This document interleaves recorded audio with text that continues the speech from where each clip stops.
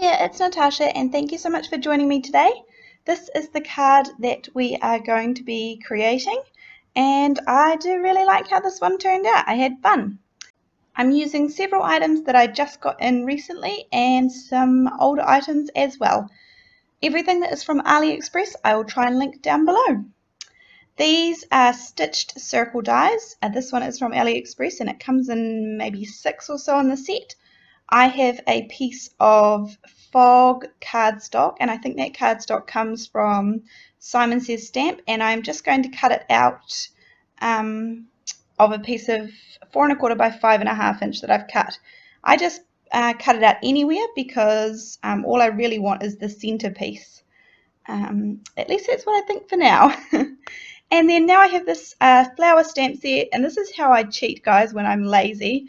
This is some removable adhesive, and I am just putting the entire stamp set, so all the stamps are still on their backing sheet, and I put the removable adhesive on the back of the backing sheet that you can see there. And now I'm using some VersaFine Onyx Black ink just to stamp them onto some Bristol Smooth paper.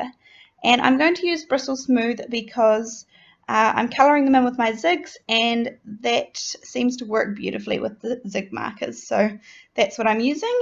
And because I use the VersaFine Onyx Black ink, it stays wet for a little bit longer because it's a pigment ink. So I'm able to use some clear embossing powder on it, and I'm going to melt that, and that will make my colouring in much easier. It's definitely a really good hack when you're doing watercolouring. It kind of creates a little border or a little wall for the water and watercolour to stay inside of. So I am doing this twice because I'm not sure how many flowers I want, so I do end up doing this whole process twice with the flowers and then adding the embossing powder, and then I'm going to wait until my heat gun gets really nice and hot so that I have the least amount of warping of the paper. So you can see the embossing powder is melting there really nicely, and even though there are some of the smaller images in this stamp set, the tiny wee leaves and things, I don't end up using those. So now I have my zig markers. I'm just choosing some. I've got a few greens, and I'm going for kind of bright, nice bright colours. Again, my colouring is beyond nothing special. I do not know how to colour, or I just honestly do what suits me and do my best. So I'm just going to kind of go fast through the colouring here. I just add a little bit to the centre, which is what I want to be the darkest or brightest part of the flower, and then add a little bit of water to the outside petals, just plain water in my water brush, and then I kind of lightly drag the colour out a little bit, and then the water kind of ends up moving the colour more than my brush is doing the job. So anyhow, this water brush is also from AliExpress, and I will try and link that down below. Sometimes I do forget what I say I will link, so if I've forgotten something, please leave me a comment down below and I will get you the link for it, no problem usually.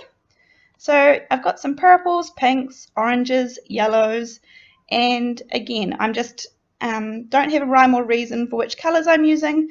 At this point, I just thought I wanted some nice bright colours.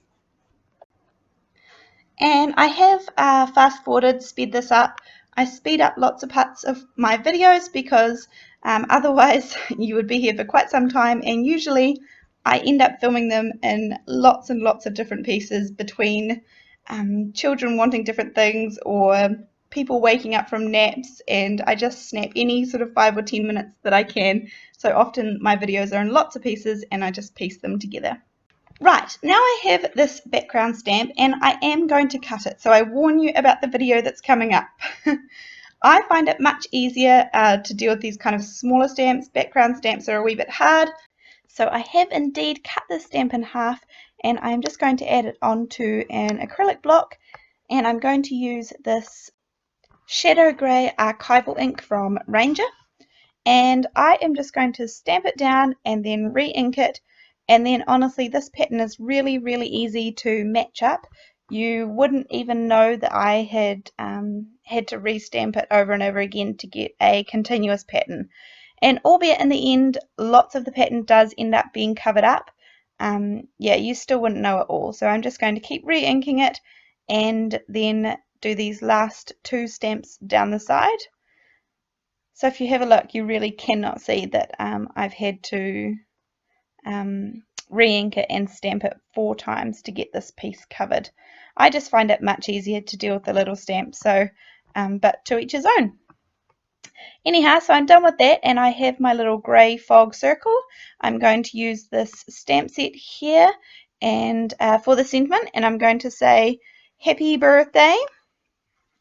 And I'm going to use my Misty to stamp this just because I want it to be nice and dark, and make sure I can stamp it a couple of times if it doesn't come out perfect. So I was thinking about using It's Your Birthday, but it didn't quite sit there kind of nicely, so that's why it didn't sit on top of like the BIRTH sort of nicely. So that's why it's the happy. I'm just checking that it's all lined up and good to go, and I'm going to use some VersaFine Onyx Black ink to stamp it, and stamp it twice. And then to stamp the little happy, I most definitely could have used my Misty, but I found it just as easy to get out a smaller acrylic block and put it on there, and just hope that it turned out fine and that I didn't need to restamp it. So just using the exact same black VersaFine ink, and the VersaFine ink does come in, they don't have a huge range, but they do have certainly lots of colours, and I do have those other colours, so I need to remind myself that I could use them perhaps more often. So here is that scrap that I cut the circle out of, and I was not at all intending on using this. However, I felt like the piece would look really nice with that little tiny grey border. So because I have cut so close to the edges, I will need to be a little bit careful to make sure the border is not too big. So here I'm just trimming down maybe about 1/8 or 1/16 of an inch off each side, just so that there is a tiny border. And I'm just using liquid glue to place it down, just so that it's nice and easy to shift around and make sure all the sides are even. So from here it's just a matter of putting the whole card together really, and I am going to use some foam tape on the back of this big circle, and this is from AliExpress as well, and I will try and link this down below, and that is going to go square in the middle. I'm just eyeballing it, it doesn't matter too much, and especially with the flowers it kind of, you can't tell too much at all if it's perfectly centered or not. And then I'm just choosing and having a play around with the types of flowers that I want.